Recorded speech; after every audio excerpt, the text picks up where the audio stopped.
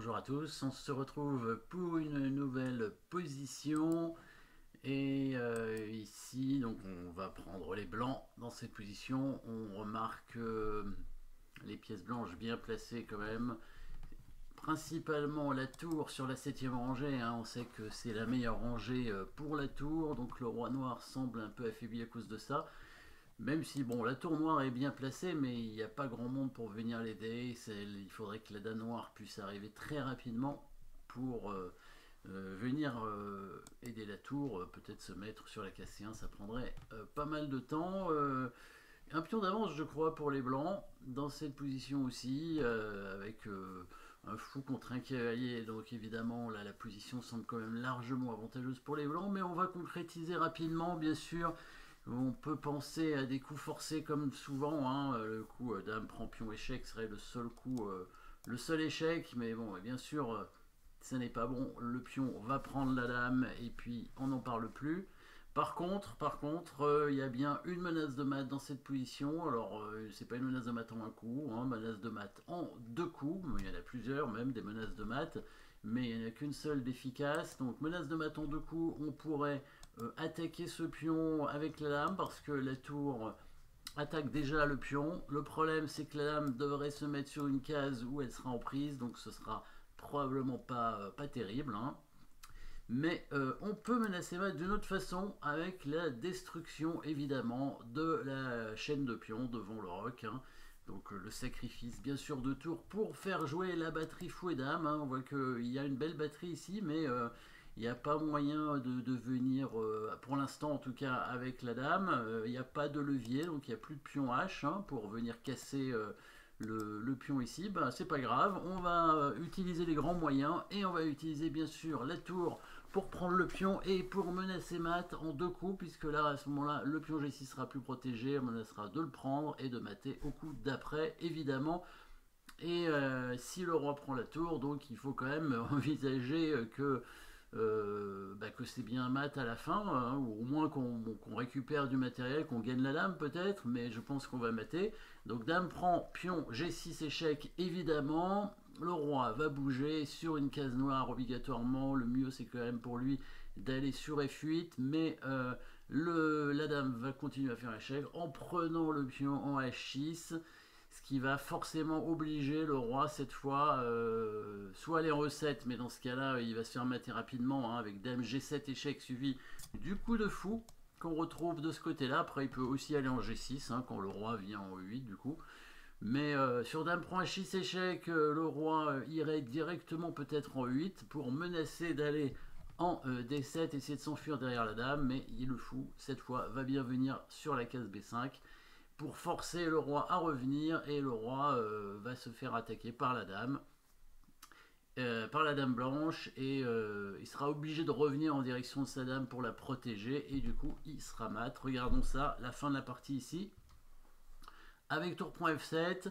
Bon, si les noirs ne prennent pas la tour, évidemment, les blancs prennent déjà un deuxième pion ici.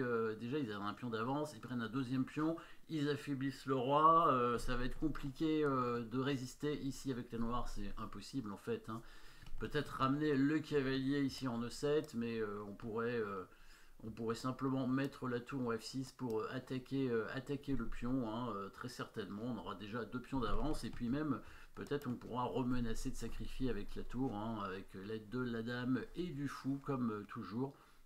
On pourrait même sacrifier tout de suite sur le cavalier, hein, à la limite, hein, et dame prend G6 échec. Pourquoi pas, hein, ça nous fait déjà 3 pions, puis un quatrième certainement avec le pion H6. Bon, c'est pas nécessaire de sacrifier, hein, si jamais il prend pas la tour. Et s'il la prend, du coup, il faut bien vérifier que les coups forcés mènent au mat. Évidemment, s'il vient tout de suite en E7, il va se faire mater immédiatement. Donc là, on peut choisir, hein. Mais fou G6 fait mat plus vite, hein, donc c'est mieux. Voilà, donc le roi F8, forcément. La dame qui prend le pion ici pour forcer le roi à aller sur la case blanche, obligatoirement. Donc ici, bon non, il peut aller en E7 en fait, mais bon, c'est le même mat que tout à l'heure. On fait dame G7, roi 8 et fou G6. Là, s'il vient en F7 ou en H8, alors s'il vient en F7, on peut amener le fou directement en G6, et s'il vient en G8, on peut d'abord l'amener en H7 et après en G6, hein. Donc là, s'il vient là, on amène d'abord le fou en H7. S'il vient en H8, on va quand même en G6, et s'il revient en F7, on va en G6 avec le fou, et il va être mat très rapidement. Hein. S'il est maton un coup, s'il vient en E7, et s'il vient en G8, évidemment, il se fait mater en 2 coups avec la dame et le fou. Voilà, dans la partie, il va venir en E8, et cette fois, on va faire échec de l'autre côté, parce qu'il faut empêcher le roi de sortir. Très important, il ne faut pas que le roi puisse s'échapper derrière sa dame. Donc le fou arrive, hop, de ce côté-là maintenant pour le bloquer. Le roi va être obligé de repartir de l'autre côté, et la dame blanche maintenant va se rapprocher tout doucement, échec, et encore échec, voilà. Et on voit que la dame noire est attaquée derrière. Et si le roi vient défendre la dame, on retrouve le mat de tout à l'heure, hein, avec le coup dame G7. Et s'il vient en F7, bon, on lui prend sa dame, et je pense qu'on devrait réussir à mater assez rapidement aussi, hein, avec dame et fou. Il n'y a plus du tout de défenseur, hein, parce que là, il y avait quand même la dame qui défendait un tout petit peu les cases, mais là, sans la dame, c'est terminé. Bon, il reste le cavalier, mais bon, là, contre une dame et un fou, le cavalier, il peut rien faire, évidemment. Donc, petite destruction de la défense, hein, de la chaîne de pions devant le roi, hein, et puis c'est quand même une petite combinaison d'un champion du monde, hein, puisque à l'époque, donc Anatoly Karpov, hein, qui a joué donc cette partie contre Efim Geller, hein, qui était un grand maître russe bien connu et fort aussi, qui était bon, qui était fort surtout dans les années plutôt 60, on va dire. Là, c'était Karpov a été champion du monde donc dans les années entre 75 et 84 en fait.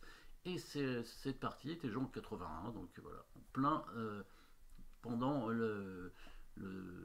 que Karpov a été champion du monde. C'est à l'époque où il a fait d'ailleurs son 81, son dernier match, ou c'était en 82, non c'était en 81 contre Korchnoi d'ailleurs. Voilà, tournoi de Moscou ici contre Geller. Donc petite combinaison avec un champion du monde avec les blancs. Merci d'avoir suivi cette position. N'oubliez pas de vous abonner et à très bientôt.